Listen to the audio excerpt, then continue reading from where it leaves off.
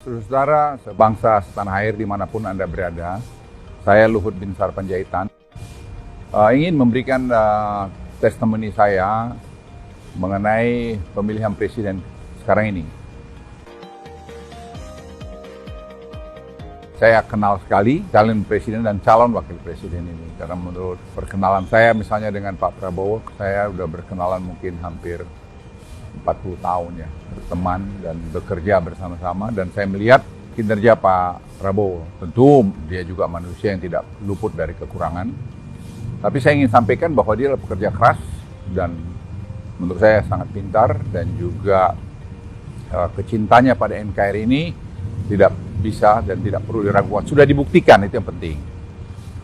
Kami sama-sama di Kopassus, di Baret Merah, dan saya kenal waktu dia masuk di Kopassus Letnan 2 dan saya waktu itu Letnan 1. Dan tugas operasi di tim-tim maupun di beberapa tempat lain yang dilakukan, ada yang tertutup, ada yang terbuka, itu tuh dilakukan dengan baik sekali. Jadi saya ingin sampaikan bahwa proven, itu kalau mungkin bahasa kerennya mungkin, ya dia sudah terbukti lah mampu memanage dalam keadaan susah sekalipun.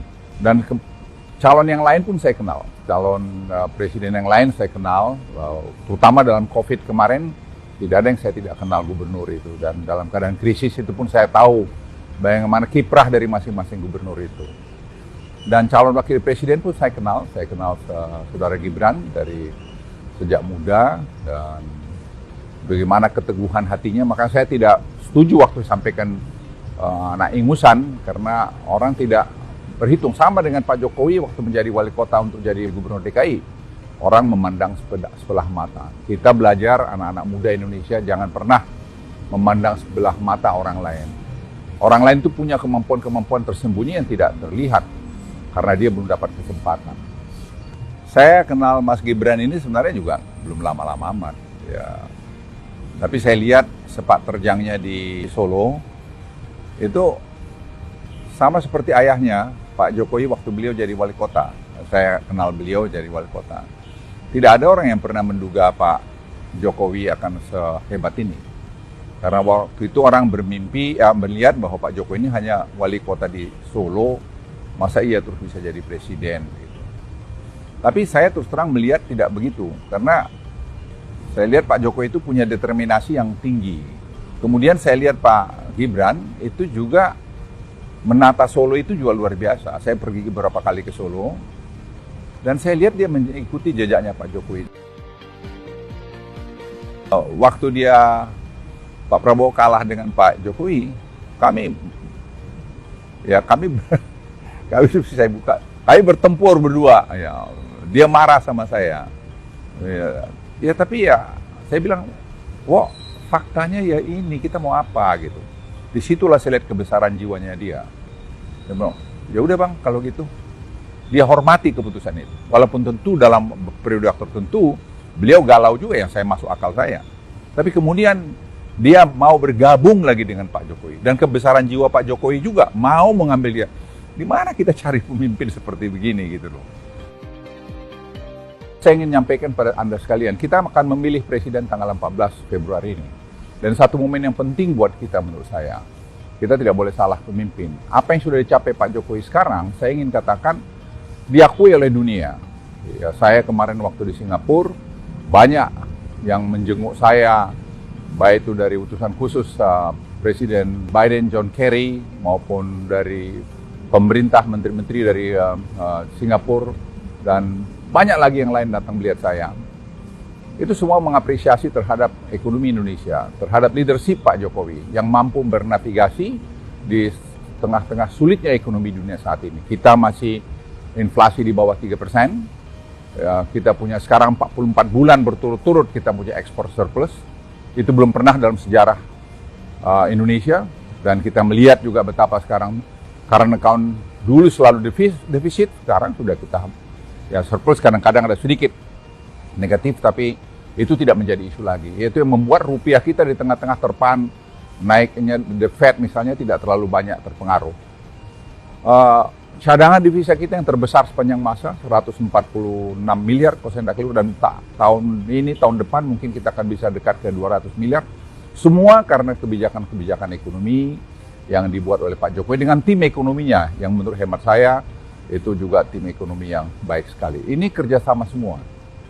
Salah satu program yang menonjol itu adalah hilirisasi yang diakui dunia dan di teman-teman negara berkembang di Afrika sekarang mencontoh kita. Dan mereka tuh bingung kenapa Presiden Joko Widodo berani melakukan menyetop ekspor daripada raw materialnya ke negara-negara maju. Saya jelaskan, kita masalah survival.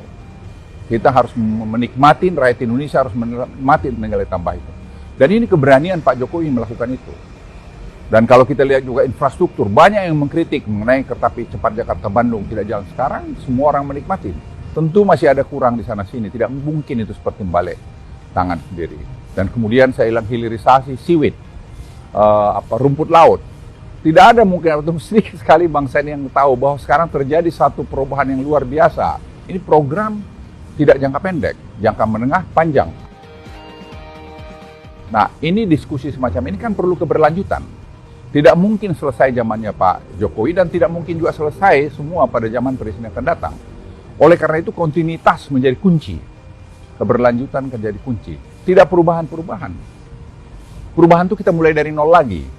Mulai dari nol lagi itu saya mengalami 10 tahun sebagai pembantu presiden, sebagai kepala staf presiden dan sebagai menteri berbagai jabatan. Tidak gampang. Yang ngomong-ngomong itu yang hanya omong-omong aja. Coba dilakukan.